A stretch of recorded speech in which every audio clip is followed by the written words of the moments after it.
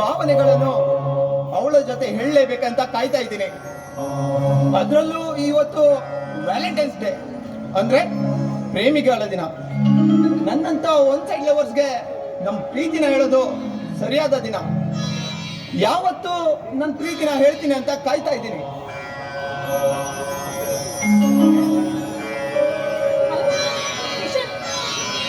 ಏನಿದು ಬೇಗ ಬಂದು ಆವಾಗಿಂದ ವೇಟ್ ಮಾಡ್ತಿದ್ಯಲ್ಲ?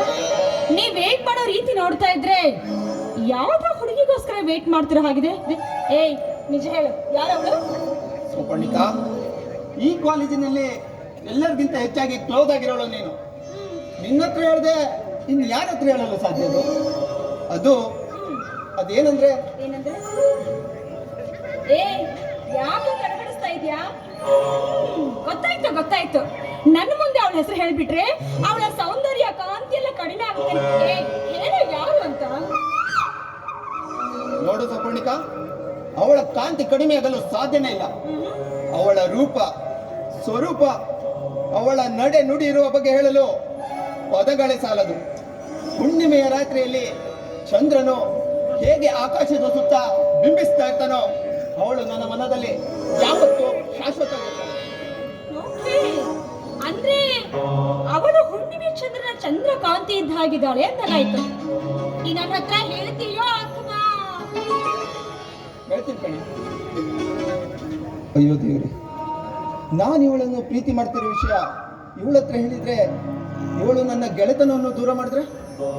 ಇಲ್ಲ, ಹಾಗೆ ಮಾಡಲು ಸಾಧ್ಯನೇ ಇಲ್ಲ. ಒಂದು ವೇಳೆ ಇವಳಿಗೂ ನನ್ನ ಮೇಲೆ ಮನಸ್ಸಿದ್ದು ನನ್ನ ಬಗ್ಗೆ ತಿಳಿದುಕೊಳ್ಳಲು ನಡೆಸ್ತಾ ಇದ್ರೆ? ಏನೇ ಆಗ್ಲಿ, ಇವತ್ತು ನನ್ನ ಪ್ರೀತಿ ವಿಷಯ ಹೇಳೋದೇ ಒಳ್ಳೆಯದು. ಆವಾಗಿಂದ ನಾನು ನೋಡ್ತಾ ಇದ್ದೇನೆ, ಕನ್ಸಿಲ್ ಲೋಕದಲ್ಲಿ ತೇಲಾಡ್ತಾ ಇದೀಯಾ. ಎಲ್ಲೋ ಕರ್ಕೊಂಡು ಹೋಗ್ತಾ ಇದೀಯಾ ನೀನು?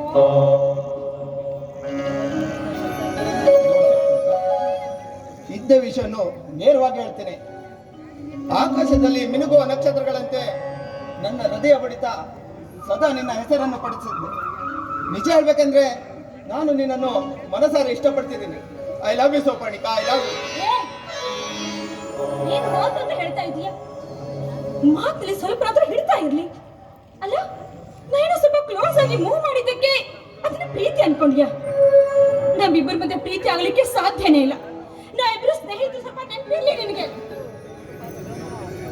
ಇವತ್ತು ನಮ್ಮಿಬ್ಬರ ಮಧ್ಯೆ ಇರುವ ಸ್ನೇಹ ಮುಂದೆ ಪ್ರೀತಿ ಆಗ್ಬಾರ್ದಂತ ಯಾವ ಪುಸ್ತಕದಲ್ಲೂ ಬರ್ದಿಲ್ಲ ಕಣೆ. ಕವಿಯ ಕಲ್ಪನೆಗೆ ಕತೆ ಎಷ್ಟು ಅರ್ಥಬದ್ಧವಾಗಿರ್ತೀವೋ, ಸ್ನೇಹದಲ್ಲಿ ಹುಟ್ಟುವ ಪ್ರೀತಿ ಅಷ್ಟೇ ಶಾಶ್ವತ ಆಗಿರುತ್ತೆ.